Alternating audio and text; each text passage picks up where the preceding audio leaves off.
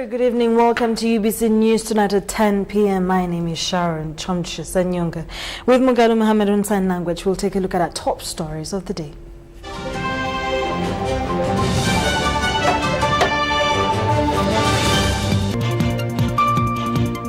In news tonight, Museveni, Attorney General, EC file 185 responses.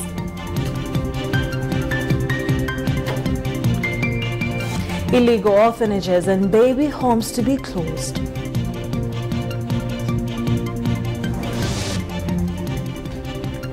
Still to come, 3 arrested in Arua over opium trade.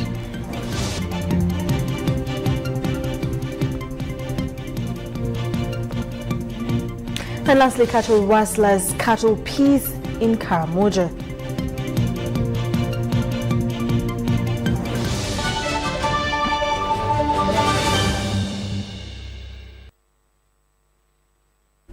Welcome once again to UBC TV Inspiring Uganda. My name is Sharon Kyomugisha with Mugalu, Mohammed on sign language. In our top stories of the day, President Yoweri Kaguta Museveni, the Attorney General and the Electoral Commission have filed 185 affidavits in response to Noop's lawyer's petition. The trio is being challenged in court by the loser of the 14th January elections, the President of the National Unity Platform, Robert Kyagulanyi Ssentamu. Watch.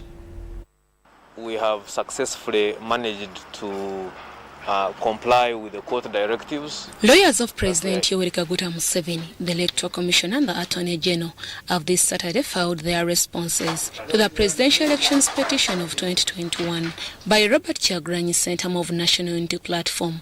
President Museveni was represented by lawyers Enoka Barata, Esawe Singoma, Osama Sebufu, and George Karimera from Kihika and Kiriowa Chiwanuka Company Advocates. The Electoral Commission was represented by Counsel John Jet Tumwebaze and Aaron Mukama from the Attorney General's chambers.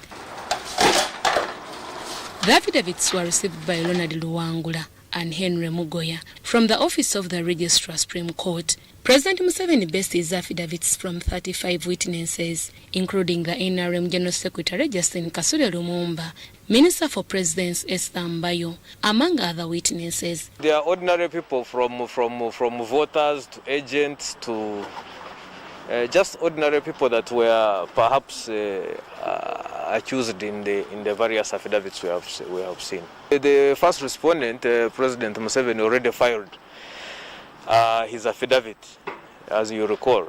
Enoka Barata says issues filed in the affidavits by President Yoweri Kaguta Museveni's defense team are sufficient to defend their client in the petition. Evidence is varied. There are varied allegations in the various affidavits, and we have responded to those. If you have seen the petition, the allegations of connivance with perhaps the UPDF or the police. We have some allegations of bribery. The Electoral Commission, the second respondent in this petition, presented 74 affidavits in reply to Robert Kyagulanyi Ssentamu's petition. But there were allegations, some place in Sinjiro, some place in Kabongo, one place in Busia. So the allegations, the polling stations are actually not many, the ones which are affected. And of course, there were a few allegations on polling stations, which the second respondent itself found those issues by themselves and cancelled the results. Jet Tumwebaze says the Electoral Commission has responded to the allegations of vote stuffing and errors at some polling stations. The results that came from the polling station in the DR forms are actually reflected in the district tally sheets. And the tally sheets are actually online. The tally sheets are online. In fact, we've just gotten them online. They are there. If you have a DR form and you want to know whether the results you have in that DR form are in the tally sheet, go to the Electoral Commission website. Tumwebaze also adds that they are sure these grounds have been well addressed by the second respondent. Issues concerning Uganda People's Defence Forces and Uganda Police were addressed by Alan Mukama from the Attorney General's chambers. The 3 respondents in the presidential petition have filed 185 affidavits as a reply to the 53 affidavits filed by the petitioner. Robert Kyagulanyi Ssentamu was represented by Counsel Kigozi Donald and Nabunye Irene from Lukaya Company Advocates. Court resumed on 24th February 2021 to proceed with the hearing of the case. Deborah Namamonde, UBC News. Thank you so much, Deborah Namamonde. In more stories, the resident district commissioner, Napak District Moses Pomoto, has assured the Karamoja of sustainable peace and security of life and property. Now, this comes after reported upsurge in cattle rates by Karamoja warriors in the sub-region, threatening the prevailing peace in the region. Details follow.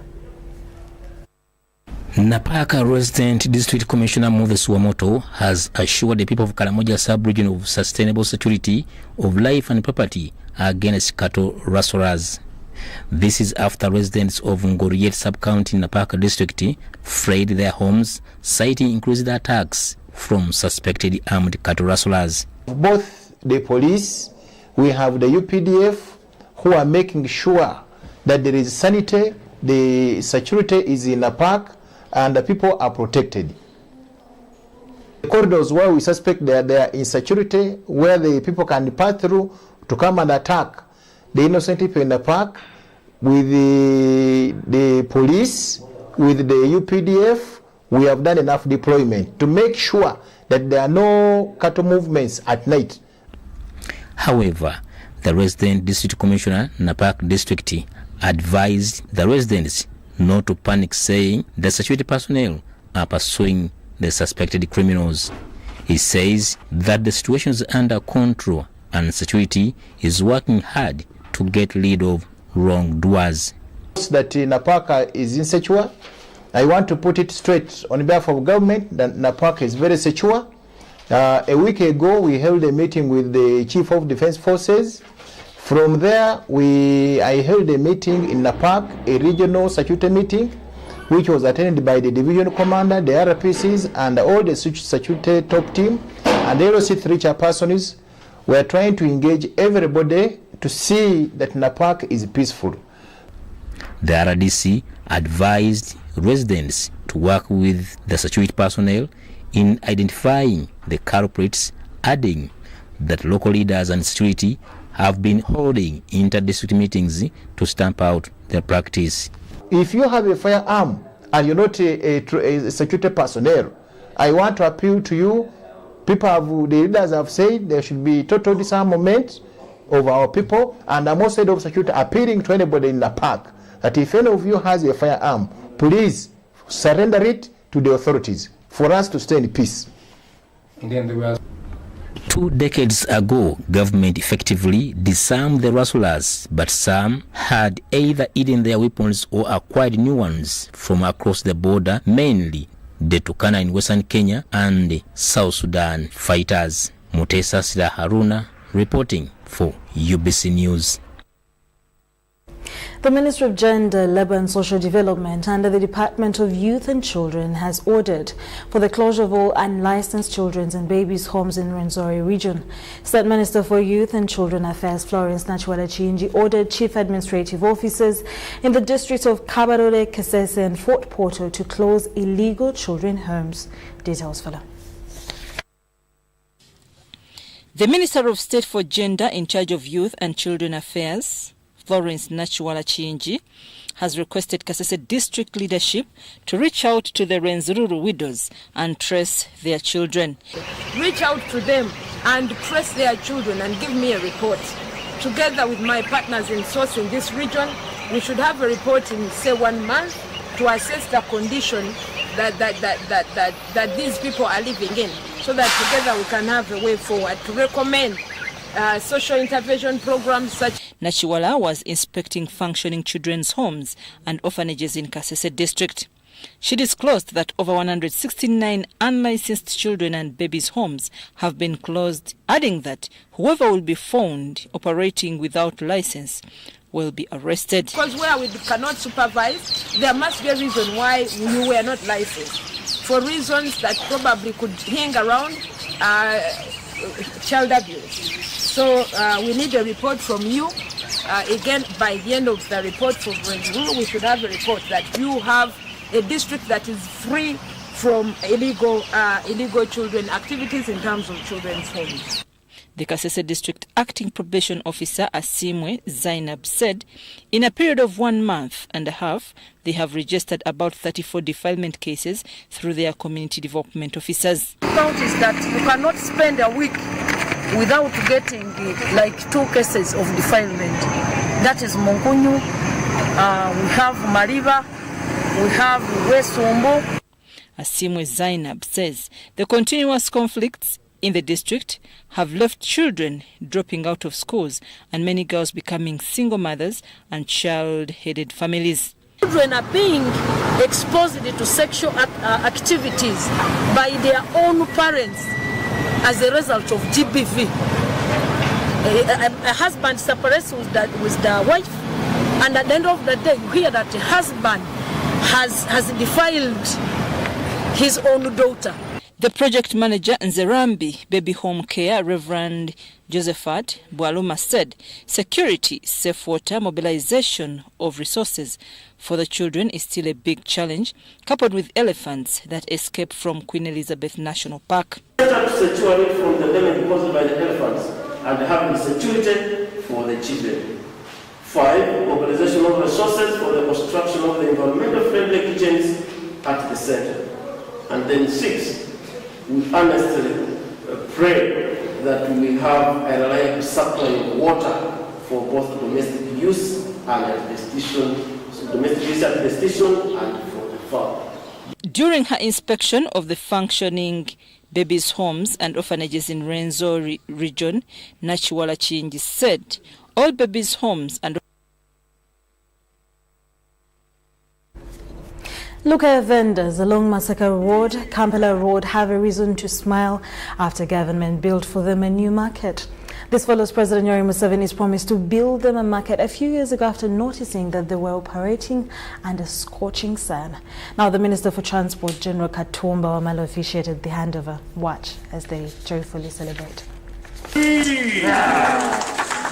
The Minister for Works and Transport, General Katumba Wamala, has commissioned Lukaya Market in Kalungu District and handed it over to Minister for Local Government, Raphael Majezi. General Katumba Wamala thanked the President of Uganda for offering it to the people of Lukaya and also congratulated the traders for getting a newly refurbished market.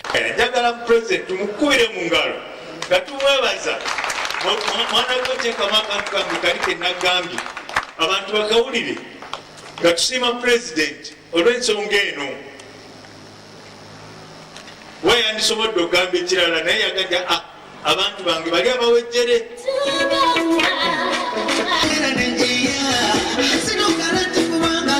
General Katumba Wamala also assured the management of Lukaya Market as they are going to work hand in hand with the UNRA to redesign the highway to establish the parking yard for this market. We are moving around, we discussed and agreed that we may need to redesign and maybe rescope the works to ensure that we have a green area between this phase now and the phase which is coming.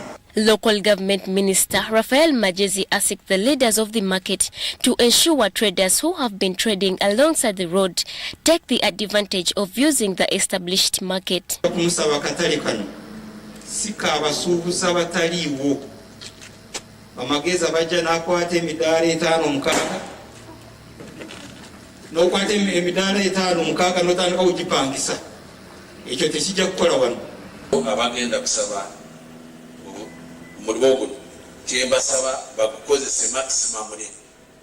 be the reflection of what has been done. This new Lukaya market comprises of 64 stalls and 24 lock-up shops. An estimated 2.9 Ugandan billion shilling has been used to construct this market since 2010. Irene Faith Nantongo, UBC News.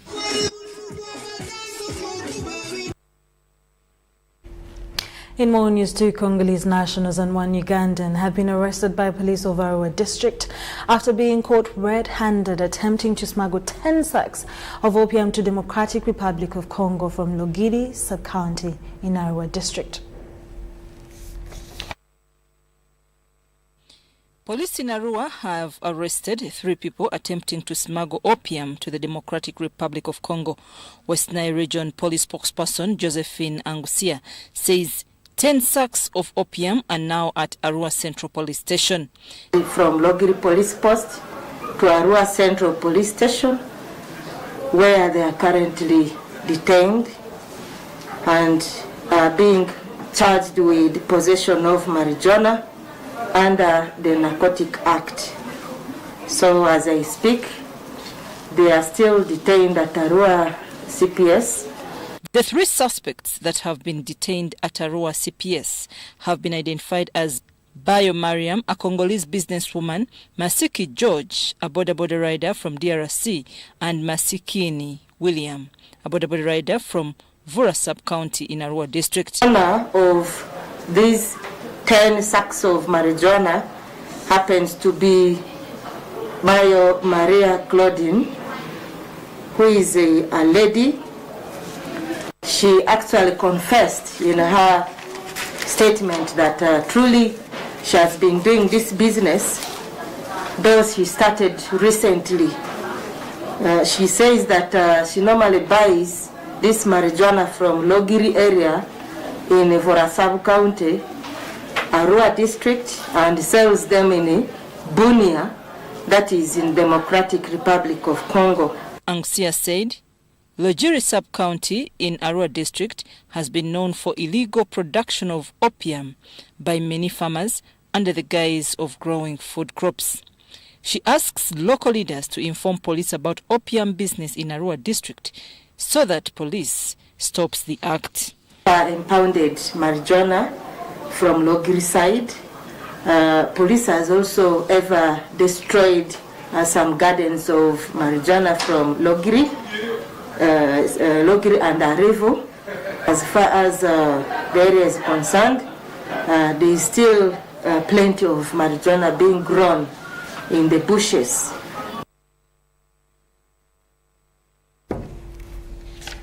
The Minister of State for Primary Education, Rosemary Saninde, has promised to continue supporting, especially the youth, to acquire vocational skills.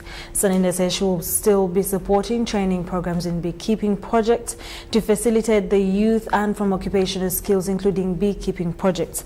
Kasibante has more on this report. Sorry. The Minister of State for Primary Education, Rosemary Saninde, says she will continue supporting people in Wakiso to acquire knowledge, especially in beekeeping projects. Saninde says, though she lost in the recent parliamentary elections, she'll continue ensuring youth acquire vocational training to enable them acquire hands-on skills. Saninde says skills like beekeeping are very vital for poverty alleviation, as some persons can earn a living using minimal capital. Enjuki tezeetaaga capital nene, togenda zisuubula mu dduuka, togenda zisuubula ku mulimi munno, naye ogenda kuteekawo omuzinga gwo. Batugambye nti guno omuzinga osobola n'ogukolera omutwalo gumu kitundu, kugula muli mpozi n'obubaawo. Minister Saninde was addressing Kamila Community Beekeeping Project in Matende, Kamila Sub-County in Luwero District. The minister, accompanied by the chairman of chairpersons in Chichusa Sub-County, Chiza Saninde, visited the beekeeping project to assess the youth from Wakiso, Budaka, Bamnanika, and Bulambuli who are undergoing beekeeping training. Some of the parents of the youth undergoing the training commended the beekeeping project, which they said is the only way forward for poverty alleviation.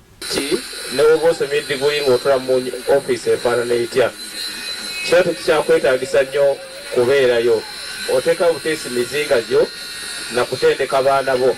Abaana bayinza okwekolera school fees nga gwe tomanyi ate nga tolina buzibu bwonna bw'okoze eki. Sawo okuva Kasana hospital ne bankubira akasimu nga sinaba na kuzuukuka.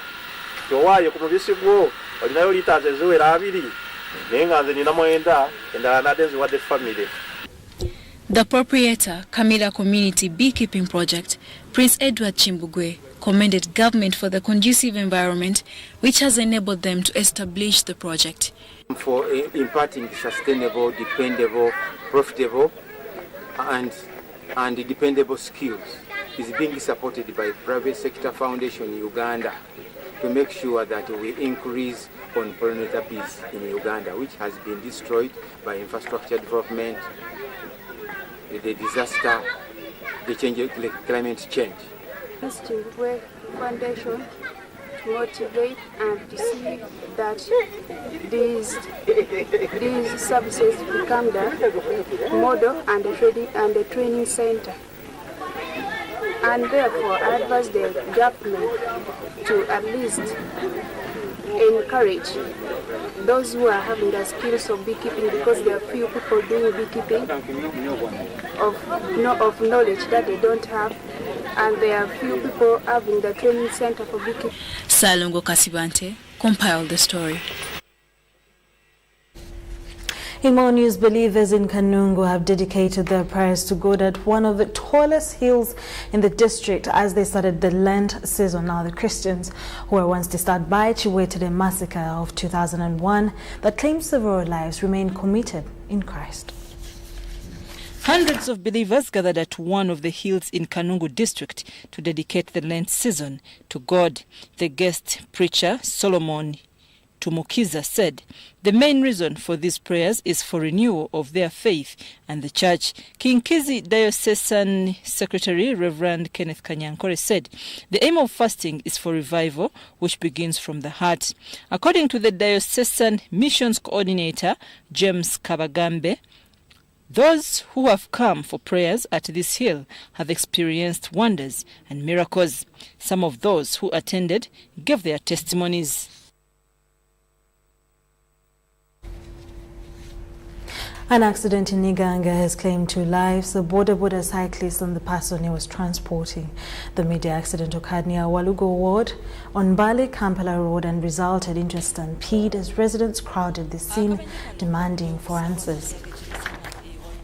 Ward kukuba eriva embale okudde Kampala ebyentambula bisanyaladde okukutuuka lujegere tusekugwa nga alikuva ku kako kajabere yakayingira ati atamala okuba buhamsi oludegere lwabuuka ku piki lwabuukako kajabere yakayingira ati ate ngowatuli aye amutuusekugwa nga alikuva ku kajira abapedestrians alikako kajabere yakayingira ati ate ngowatuli aye amutuusekugwa nga alikuva ku kajira abapedestrians alikuingira ku main road okubayamba tusimye ede tuterekeze ku wano kuba ugenda butusimye waba tola wampu oba bakendeza ku ayi bakawangati baleka kumbali kabi ba pedestrian ko batambulira bende kaida kaniga wano abajasi babiri bafiira wende wano ero lwalero kizemu abantu balero bava buyuke baida bafiira ku hampu eno. Vanilla growing and Sacco story and so many more will be up next after the short commercial break that we'll take now.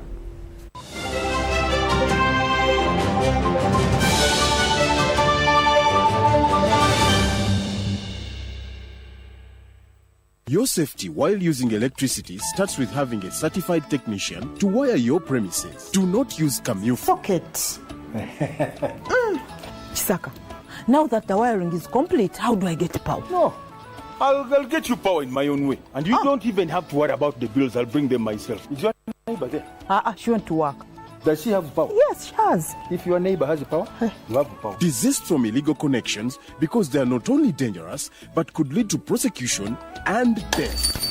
Chisaka, what is this? Oh my God, I'm from Umeme. I did not say Umeme. I am from Umeme. At Umeme, your safety is our top priority. Report illegal practices to Umeme when you detect them. Download the Umeme app for other services. Stay alert, stay safe, save lives. Umeme, powering Uganda. It's no secret that ICT makes learning easy. The strides made in our field could not be possible without it.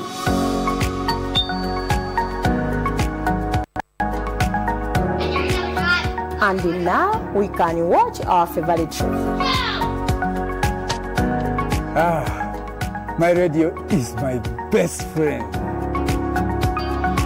UCC provides an enabling regulatory environment and policy guidance for healthy competition.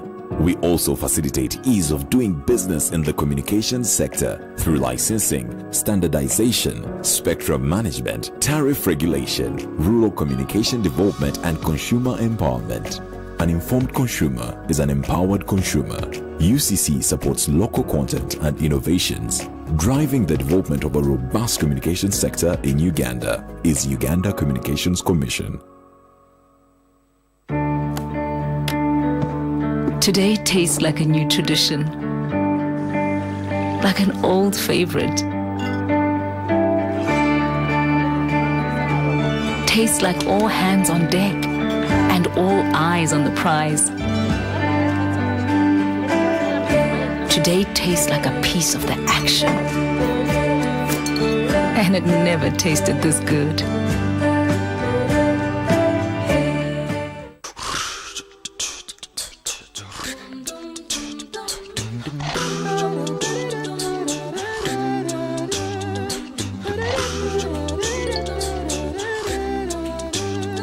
Yellow, how are you? Tell me, how do you do? We're here to show some appreciation for the things you do.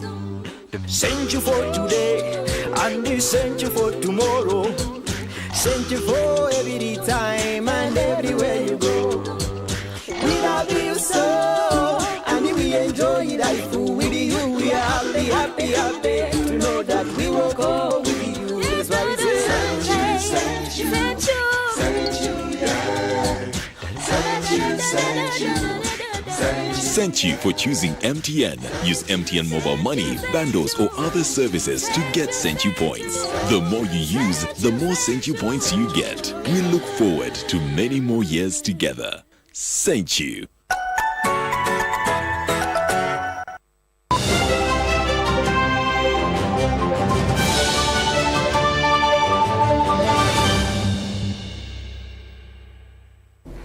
Welcome back from that short commercial break. In our business stories, the Chief Executive Officer of Uganda Cooperative Savings and Credit Union, Sylvester Ndiroro Mamuka, has urged Sacco and non-Sacco members to embrace a savings culture in the wake of COVID-19.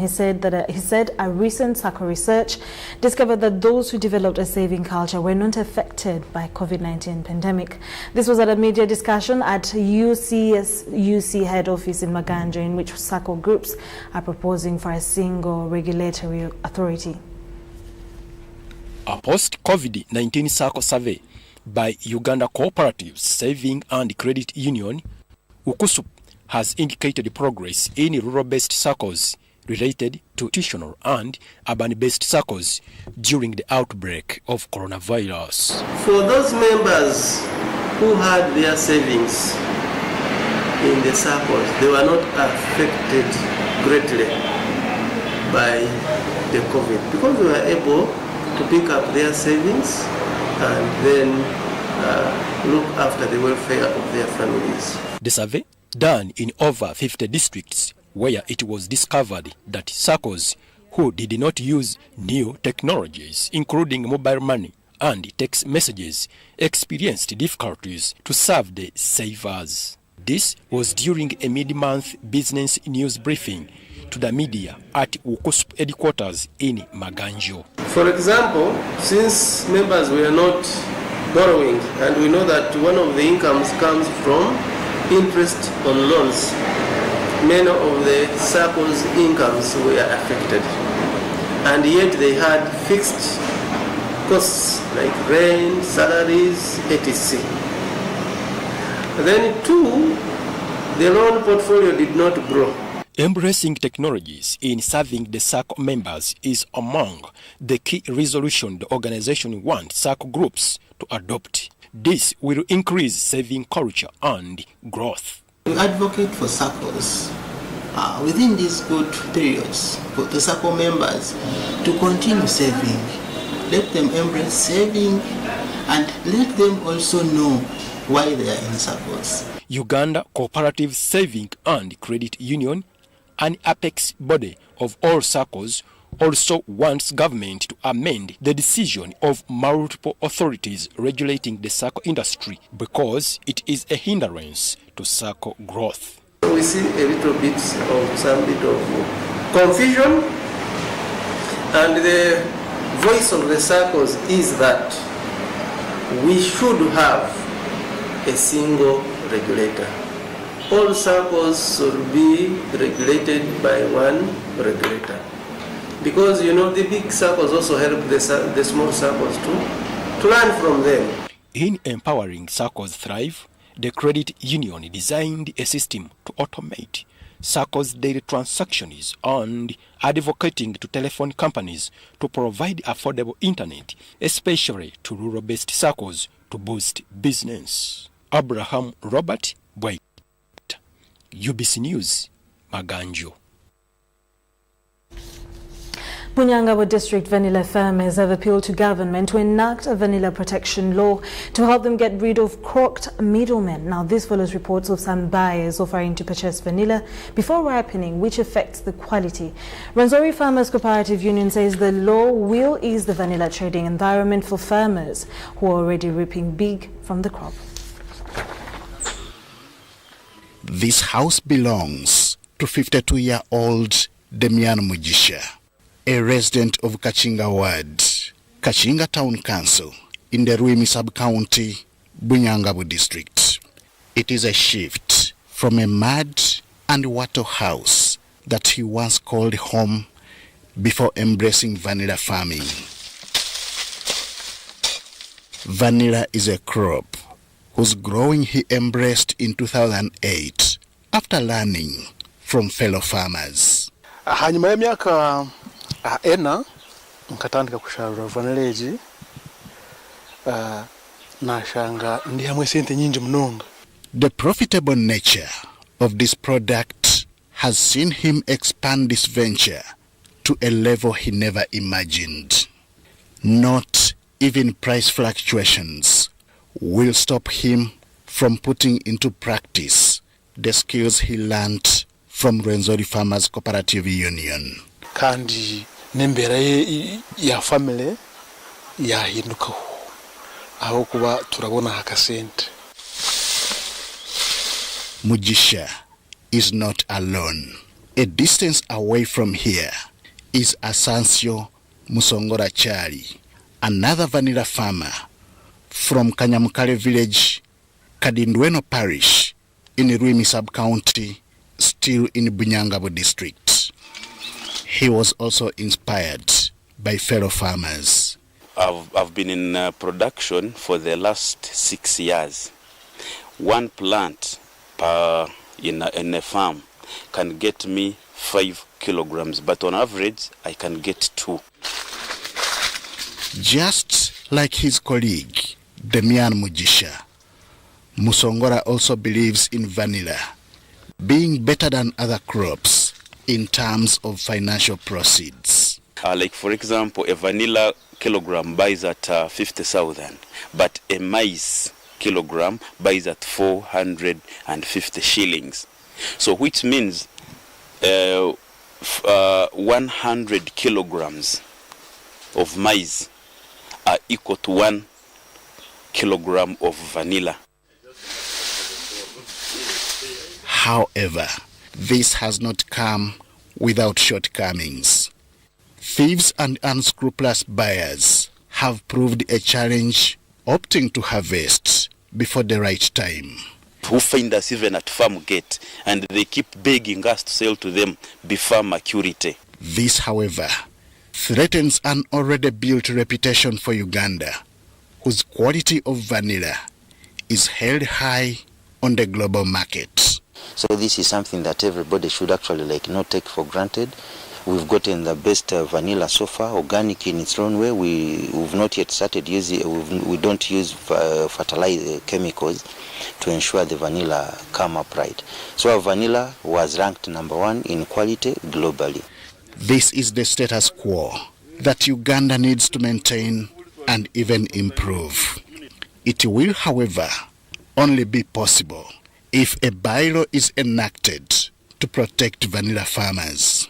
The government needs to actually put a national vanilla law so that this cuts across all the districts where vanilla is actually put. And I think because very few people still cultivate this, government needs to scale up and talk about it in its other programs like wealth creation schemes. As the country looks forward to seeing that happen, farmers need to plan properly for the proceeds gained from this enterprise. Normally, whenever they harvest and sell, when it used to boom, they'll sell and get a lot of money, but because they actually lack business planning approaches, they end up spending money onto things that will not bring them in, will not generate income that very fast. So very shortly you find farmers going back for loans so that they are able to, for example, hire guards into their farms. As for buyers, all they need to do is to desist from purchasing vanilla that is not yet ready. This will help in maintaining the product's quality that is already held high on the global market. Henry Okrut, UBC.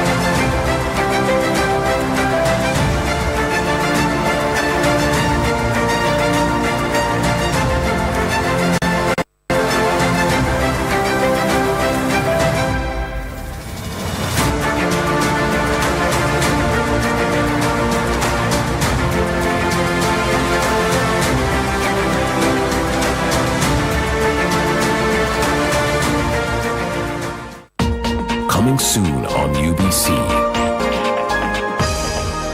Food is more than just a great meal. It's even better when it's prepared with art.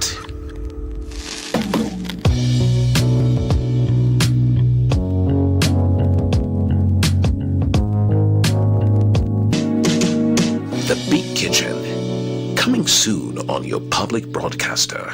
Brought to you by... Because we've learned to savor the moments that were always there, and they never tasted this good.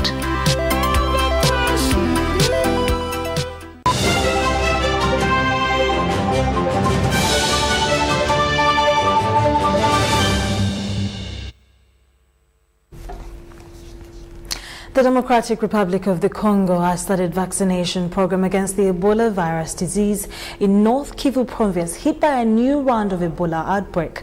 The vaccination program that started on Monday has inoculated 92 people, but the number of infections and close contacts still rises quickly.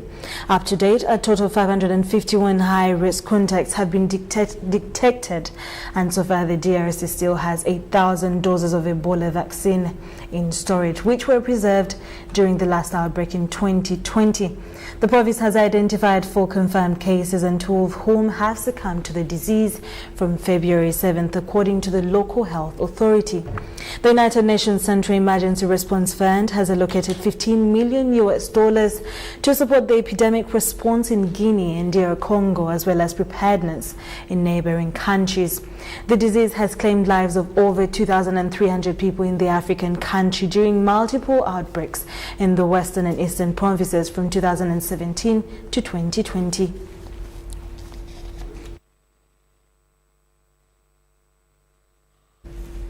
The catastrophic power grid failure exposes systematic flaws in the design of power grids in Texas, said the U.S. energy expert on Friday, following the fallout from the massive winter storm in the state.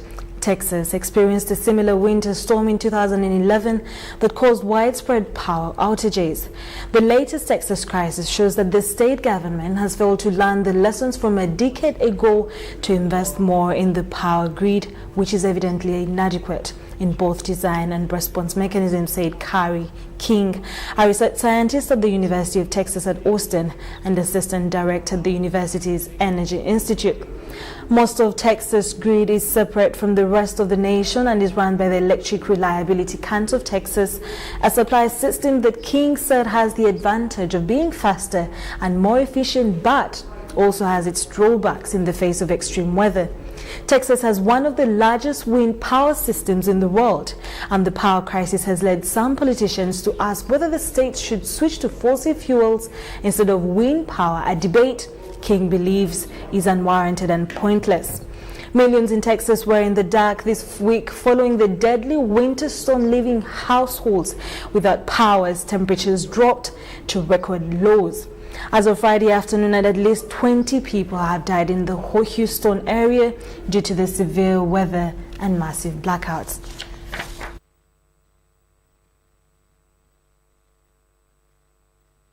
Well, our love goes out to all the Texans, and we hope everything is sorted by the state. In more stories, mass street protests are back in Algeria, and the government is nervous. Cries of Algeria, free democratic, have once again been heard as thousands from all walls of life thronged to Herata, a town 200 kilometers east of the capital. Algiers on Tuesday said when the anti-government movement known as the Hirak started almost exactly 2 years ago, it brought down a president and paved the way for some high-profile corruption prosecutions. Its weekly protests in Algiers attracted huge crowds and were an unprecedented show of popular opinion, considering protests had in effect been prohibited in the city since 2001. The Hirak left the streets last year because of the coronavirus pandemic, but it never really went away, and the Herata demonstration marked its first big protest since last March. The authorities anticipate that the demonstrations that shook the nation from February 2019 will return to Algiers, and for the last few weeks for the capital has been on edge. A palpable police presence hangs around the city center. Transport vans, water cannons and armored trucks have been camping out.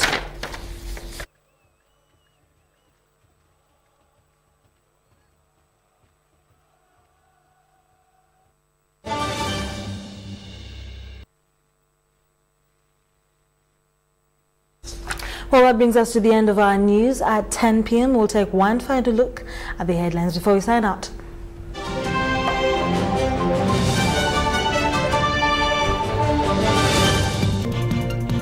In UBC News tonight at 10 p.m. Museveni, Attorney General, EC file 185 responses. Illegal orphanages and babies' homes to be closed.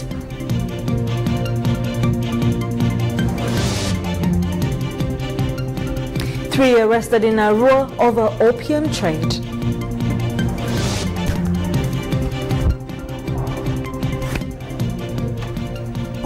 And lastly, cattle rustlers, cattle peace in Karamoja.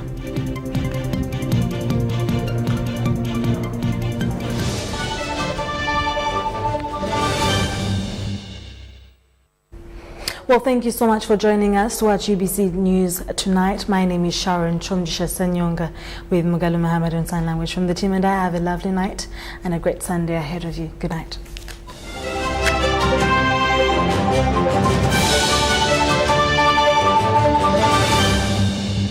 Brought to you by...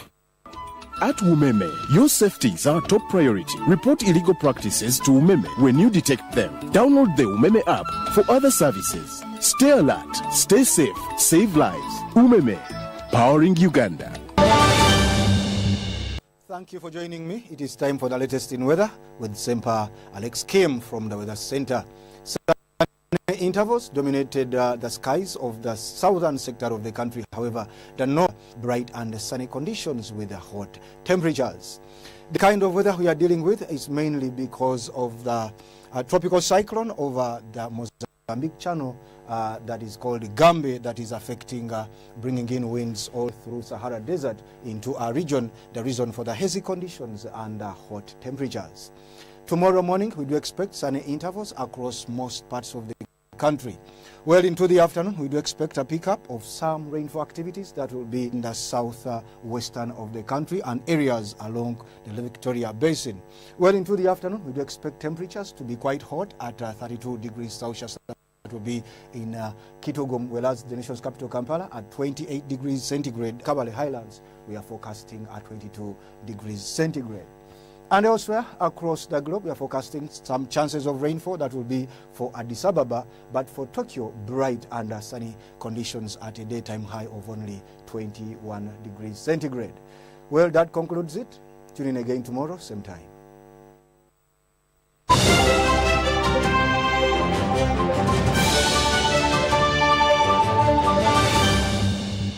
Brought to you by... At Umeme, your safety is our top priority. Report illegal practices to Umeme when you detect them. Download the Umeme app for other services. Stay alert, stay safe, save lives. Umeme, powering Uganda.